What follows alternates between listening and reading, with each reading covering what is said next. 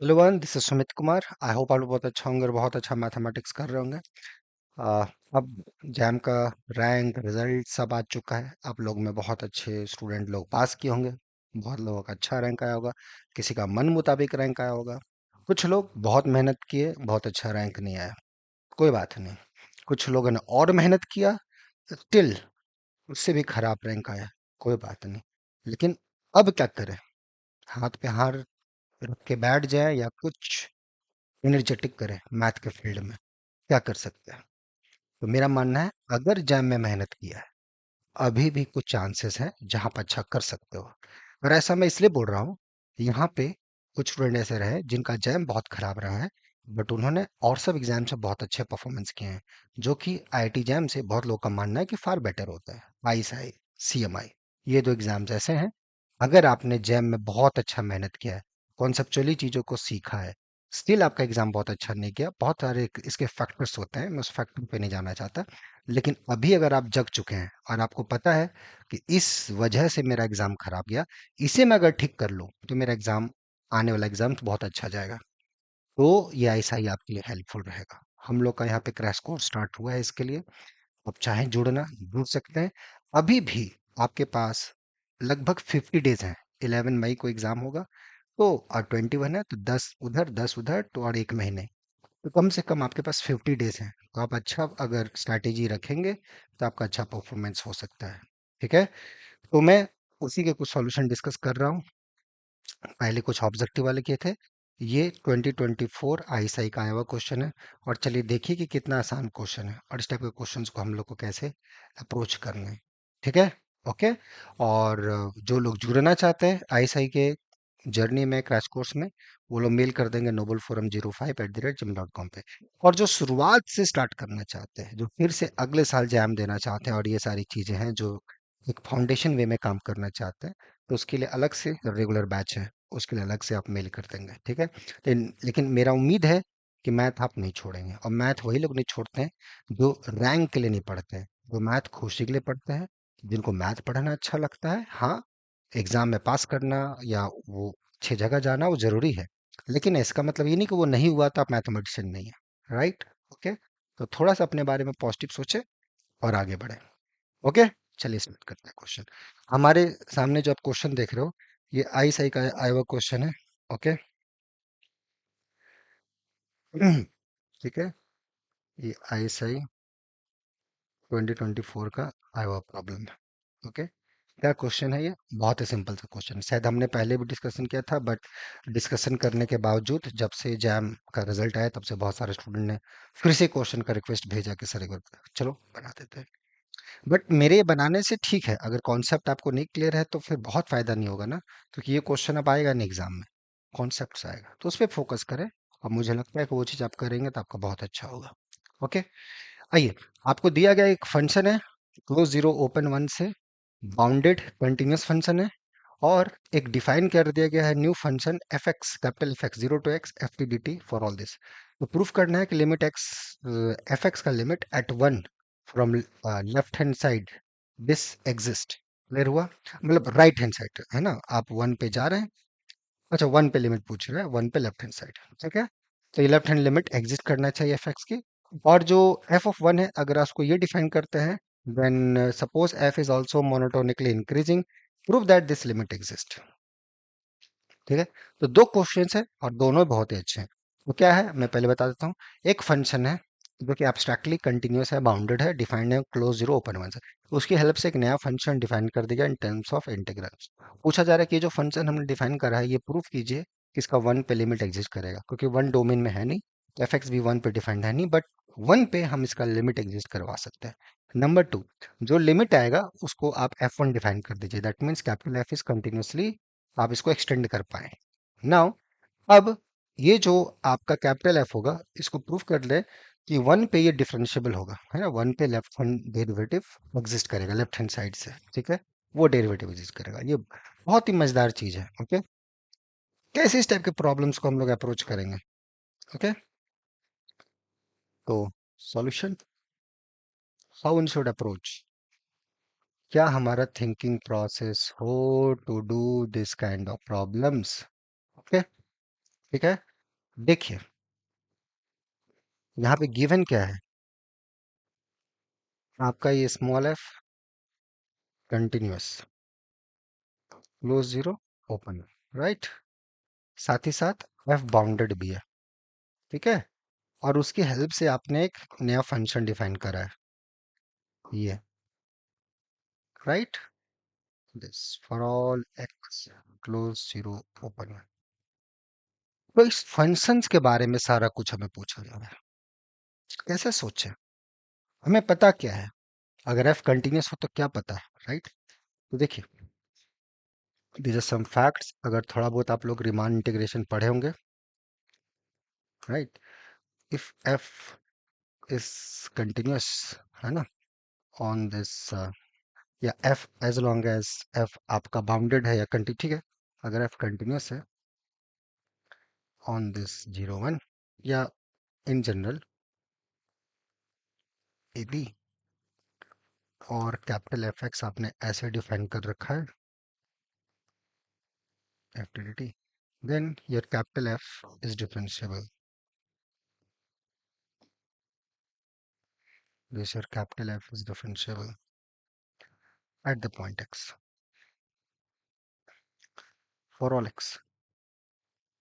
Moreover, ये derivative भी आप इसका चेक कर सकते हैं, स्मॉल x, ठीक है। ये पहला पॉइंट, इसको आप प्रूव भी कर सकते हैं। So this prove I like to leave that, Riemann integration पढ़े होंगे तो you can do that. Next, अगर f just Riemann integrable function हो, ठीक है, if f is Riemann integrable या f, हाँ, f अगर रिमान इंटीग्रेबल फंक्शन है, एंड ये जो आपका फंक्शन आपने डिफाइन कर रखा है ए टू एक्स, ये अपना एफ पी डी टी, ठीक है, then this F is Lipschitz. तो ये जो फंक्शन होगा, आप इसका F X minus F Y अगर आप कैलकुलेट करोगे, तो ये A to X F T D T minus A to Y F T D T आएगा। सो यहाँ से if you look at F X minus F Y, this will give you Y to X F T D T, correct everyone? So this, so if you just calculate the mod, so ये fx minus fy y to x ft dt, this, right, this is less than equal to m times mod of x plus. So ये fx minus fy, what's this, for all x1, right। और ये ऐसा क्यों, where m is a super, function bounded है ना, तो range set bounded, supremum अपना real number में कुछ होगा, right, supremum of this the bound, okay. So this तो यह है, यहाँ से यहाँ कैसे है, again why this step and how, ये कैसे आए हम लोग, जस्टिफाई दिस, ओके, राइट। ये कोई अब जैम वाला ऑब्जेक्टिव क्वेश्चन पेपर नहीं है कि नहीं भी आता है तुक्का मार देते हैं, ठीक है। तो जिनका, जो आपके कुछ मित्र होंगे जिनका बहुत अच्छा रैंक आया, आपने बहुत मेहनत किया, नहीं रैंक आया किसी का अच्छा, तो ये मत सोचिएगा बहुत ज्यादा नॉलेज है, या किसी का खराब रैंक आया जिसका मतलब ये नहीं कि उसको कुछ नहीं आता है। These are just objective paper exams, यहाँ कोई भी परफॉर्मेंस अच्छा दे सकता है जिसको नॉलेज नहीं भी है बहुत ज्यादा, है ना, राइट। जो अच्छे स्टूडेंट है वो तो अच्छा करते ही है, जिनको नहीं भी बहुत अच्छा है हो जाता है अच्छा ऑब्जेक्टिव पेपर में, करेक्ट है।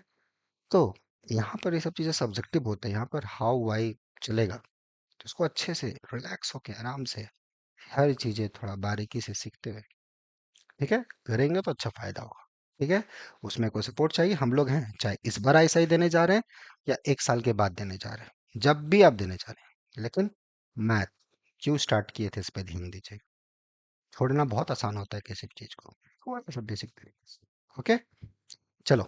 सो ये इसको जस्टिफाई करना क्यों आएगा। ना come back to the our original problem. यहाँ हमारा क्या है, यहाँ पे स्मॉल एफ क्या है, फिर से मैं बता रहा हूँ, ये कंटिन्यूअस है प्लस बाउंडेड है ऑन दिस। ठीक है, तो और एफ एक्स अपने ये डिफाइन किया है। पहली बात, ये वेल डिफाइंड है, ये सच में मेक सेंस कर रहा है, यस मेक सेंस कर रहा है, क्योंकि कोई भी एक्स उठाओगे, है ना, ए टू एक्स, यहाँ पर आपका फंक्शन कंटिन्यूस हो जाएगा, पूरे जो डोमेन में कंटिन्यूस है, दिस इज कंटिन्यूस, है ना। कोई भी एक्स अगर आप उठाते हो 0 से 1 के बीच में, if you look at this 0 to x, तो यहाँ पे मेरा फंक्शन कंटिन्यूस है, तो bye previous theorem this make sense, right. Okay, so on that basis, और फंक्शन आपका बाउंडेड भी है, ये मॉड ऑफ एफ एक्स ये दे रखा है आपने बाउंड फॉर ऑल एक्स। तो यूजिंग दिस कोई भी दो एक्स वाई लोगे,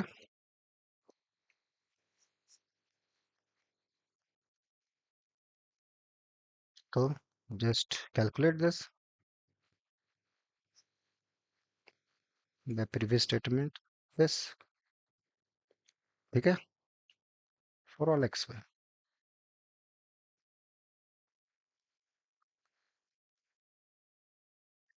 इसका मतलब एफ इज यूनिफॉर्म कंटिन्यूस।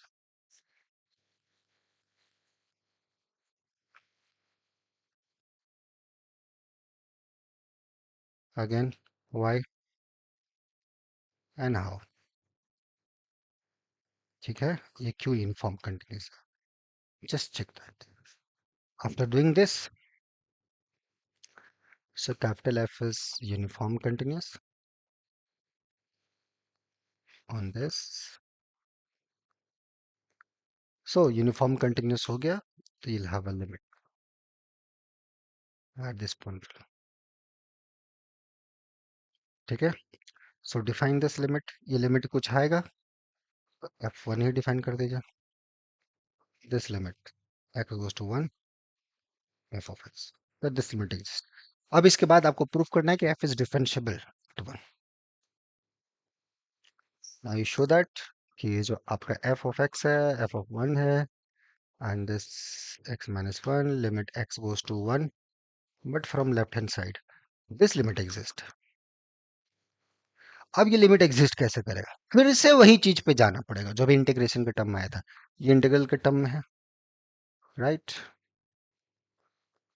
और ये limit F P D T, ये F of 1, this is nothing but limit क्या था ये, yes, this X goes to 1 0 to x F T D T, किधर था एफ एक्स का लिमिट, या आपको वाई के टर्म में लिखना है तो वाई लिख लीजिए, limit y goes to 1, this y 1 was upon ये एक्स माइनस 1, और limit x goes to 1, y this limit exist. अब इसको ये अब जस्टिफाई करो, this limit exists, little bit you have to do that, I have given you enough hint, अभी जो पहले हमने बनाए उसके हेल्प से just manipulate it, get the estimate and work on it, this limit exists, बहुत ही, just you have to write 3 steps, ये कौन से 3 steps होंगे, तो अगर मैथ में इंटरेस्ट है, अच्छा मेहनत किया है, तो रोने धोने से नहीं कुछ होगा, काम करो उस पर, अगर मेहनत है दिखेगा अच्छी जगह, ओके, भरोसा रखो अपने आप पे, जरूर अच्छा होगा, ठीक है, ओके, होपफुली इसको बना के भेजोगे, ठीक है, और जो लोग बनाएंगे मेल कर दोगे सॉल्यूशन को, और जो लोग जुड़ना चाहते हैं मेल कर देंगे, अभी भी बहुत देर नहीं हुआ है, ठीक है, आराम से पढ़ो, मजे करो, कल आने वाली वीडियोस में कुछ और बातचीत करेंगे, ठीक है, till then enjoy the subject, take care, okay.